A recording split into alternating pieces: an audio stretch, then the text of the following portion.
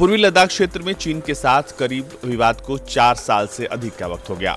अब इस पूरे मसले पर army chief general Manoj Pande ने बयान दिया है और कहा है कि सेना की तैयारियों का स्तर सबसे ऊंचे दर्जे का है। उन्होंने कहा कि सेना सीमा से जुड़े घटनाक्रम पर करीब से नजर रख रही है। जनरल पांडे ने यह भी कहा कि उनका मानना है कि केवल बातचीत के माध्यम से ही बाकी के मुद्दों का समाधान हो सकता है। पैंगोंग झील में हिंसक झड़प के बाद 5 मई 2020 को पूर्वी लद्दाख सीमा पर गतिरोध पैदा हो गया था।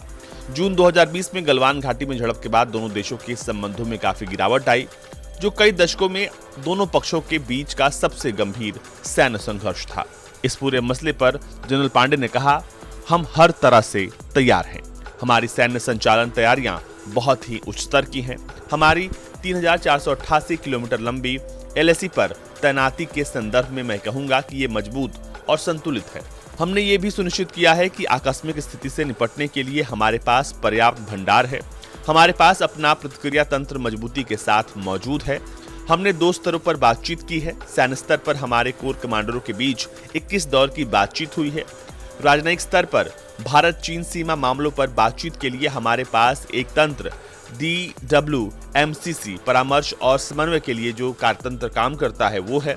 2020 के मध्य की घटना के बाद DWMCC के तहत कई दौर की बातचीत हुई है। DWMCC की 28वीं बैठक 30 नवंबर 2023 को हुई थी। यहां तक कि आपको बता दें कि एक निजी चैनल के समिट में सामूहिक चर्चा के दौरान पूछे गए सवाल के जवाब में सेना प्रमुख ने कहा कि ये मेरा विश्वास है कि केवल बातचीत के माध्यम से ही सारे मुद्दों का समाधान हो सकता है।